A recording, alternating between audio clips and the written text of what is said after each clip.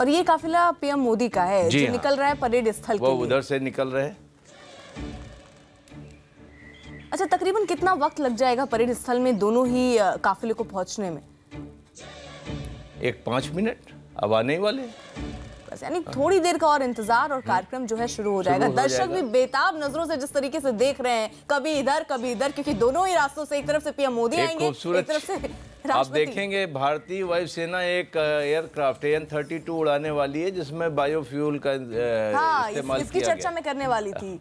और इससे कहा जा रहा है किसानों को बहुत फायदा होगा। ये जेट्रोफा एक प्लांट होता है, उसके बीज से ये निकालते हैं बायोफ्यूल। ये आपको याद होगा कि पिछले साल इससे एक प्राइवेट एयरलाइन ने भी उड़ाया था, उसके बाद इंडियन एयरफोर्स ने भी उड़ाया था, और आज फिर वो एक AN-32 को 10% ब्लेंडेड बायोफ्यूल से उड़ाएंगे।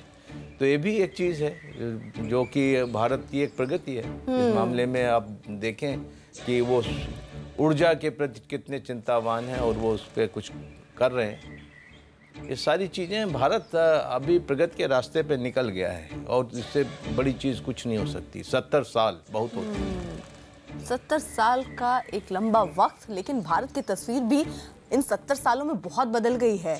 हर मुद्दे पर हम बहुत आगे हो गए हैं, चाहे अब हम तोप बनाने की बात हो, क्योंकि होवित्जर जैसे तोप मेक इन इंडिया की एक तरीके से उपलब्धि कहेंगे, और वज्र टैंक जैसे अब हमारी जो टैंक है वो हमारी सेना को मिल रहे हैं। ऐसे में साख जो है भारत की वो बहुत बड़ी है और उसको कहीं से कोई इनकार इस बात का नहीं कर सकता। अब देश विदेश में इस बात की चर्चा है कि भारत दिन ब दिन कितना मजबूत होता जा रहा है। जी हाँ, आप देख रहे हैं प्रधानमंत्री परेड स्थल पर पहुंच गए, और आप देखिए उनसे पहले निर्मला सीतारमण रक्षा मंत्री पहुंच गई, उन्होंने उनकी अगवानी की। ये सब प्रोटोकॉल की चीज। आप अगर देखें तो उससे पहले वो वहाँ थे, साथ में थे। हाँ। तीनों सेना के वहाँ पर चीफ पहुंच गए उनसे पहले। तो ये सब प्रोटोकॉल का तरीका, उन्होंने पहले वहाँ से जाके यहाँ पर स्थान ग्रहण किया ताकि वो प्रधानमंत्री की अगवानी फिर से कर सकें। अब और ये अंदाज पीएम मोदी का जो है अपने आप में खास है। जिस तरीके से लोग वहाँ बैठे, एक उत्साह का संचार हो गया पीएम मोदी के हाथ हिलाते ही। एब्सोल्युटली खूबसूरत।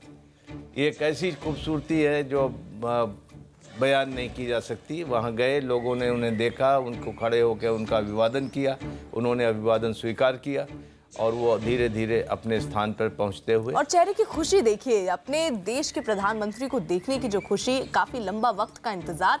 क्या बुजुर्ग आप देखिए, बच्चे देखिए, वहाँ पर वो मिले, और